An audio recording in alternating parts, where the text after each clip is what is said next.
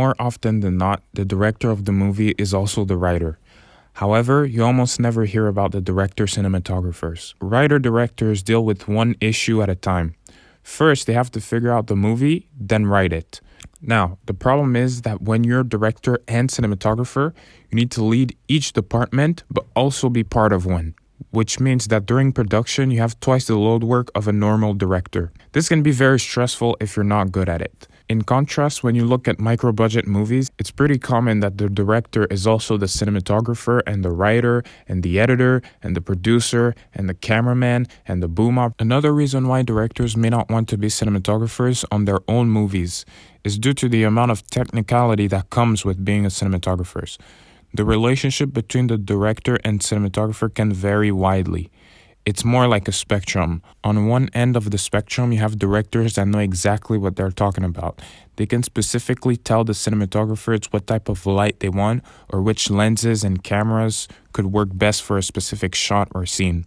Then you have directors that know what they want but don't know specifically how to achieve that look. More directors are on the latter side or in between because knowing your stuff when it comes to cameras can get very technical. Despite all these hurdles, there are still directors that would rather do that work themselves.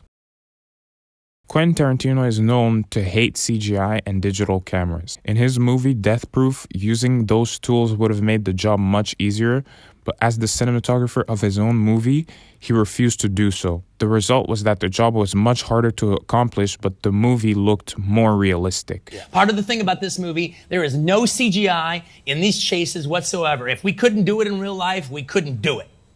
And not only so this is all done in camera. When you see the car, all in camera. Even that first big scene when he goes over the car and you. Oh yeah, hell yeah, that's remarkable. All in camera, and not only that, there's actually no undercranking. And undercranking is a thing they would do where they shoot the film at a slower speed that when you project it, the cars look like they're going faster, which never works. You always can tell. Yeah, exactly.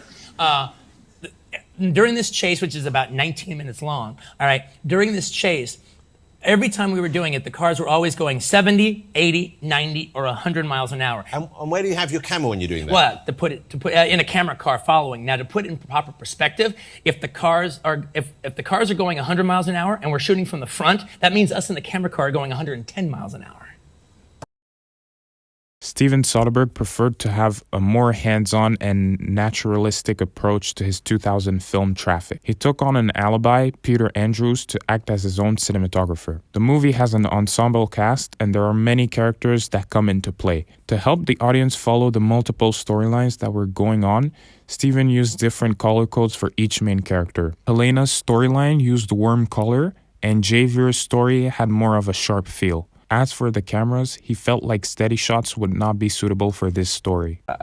It was something I'd been working toward, and this seemed to be the movie to do it on because of the sort of run-and-gun nature and the fact that 50 to 60% of the film is shot with available light, and I wanted to strip the crew down and just move really fast. I think there are 4 shots in the film that are shot on a tripod, and the rest of it literally was me and the other camera operator because we were running 2 cameras almost all the time.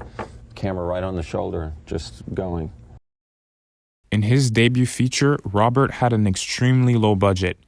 Now, this movie is notorious for being a micro-budget and using only $7,000 to make, but people often fail to mention that the post-production cost $200,000. I wouldn't qualify this movie as a micro-budget. Low budget, sure, but the micro budget is pushing it. For the production of this movie, Robert only used $7,000 to work, so he worked as his own cinematographer, probably to cut down on costs or because he didn't have anyone available to do this job. As opposed to Tarantino and Steven Soderbergh, he did it out of necessity instead of artistic expression. This is the scene that everyone thinks cost a lot of money. People always ask me, how did you do the bus sequence, for instance, on such a small budget?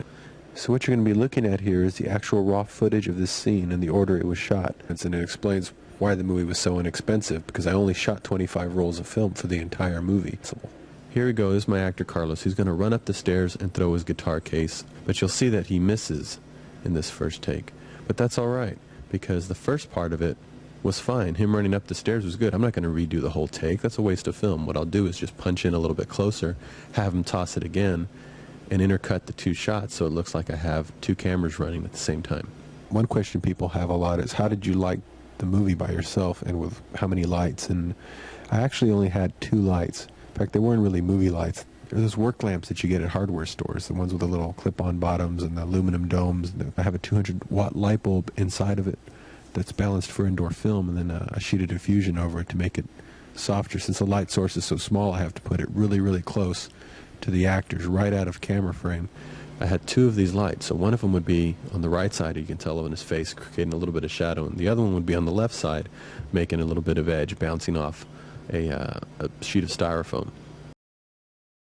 Alfonso was the director, cinematographer, and editor of his own film Roma. For this film, there's a lot more realistic elements happening on screen than what you would think. The star of the movie, Yulitza Aparicio, was a first-time actress. She, along with other actors, did not see the script of the movie, so many of her reactions were real. Like the scene in which she gives birth, which featured real doctors. She was completely unaware that her baby was going to die. Alfonso wanted the movie to represent Mexico in the 1970s as close as possible. The idea of shooting black and white, but digital 65. So it was contemporary filmmaking looking into the past. There were a couple of possibilities of cinematographers I admire, but I realized that the communication was going to be in English. And it was against the process that I wanted to, because I wanted to reconnect with some material, but all the time from the standpoint of my mother tongue. Directors have many reasons to be behind the camera as their own cinematographers. Most of the time is to be able to experiment with the camera as freely as possible instead of hiring a cinematographer to do it for you. When you have a specific vision in your head, it can be hard to communicate exactly what you want. Other times it's just to experiment with disposition in the field, something that you wanted to do for a long time and now might be the best time to do it, or simply because you do not have the budget to pay a cinematographer. Regardless, director cinematographers are a rare occasion that often yields very good visual results and highly stylistic art.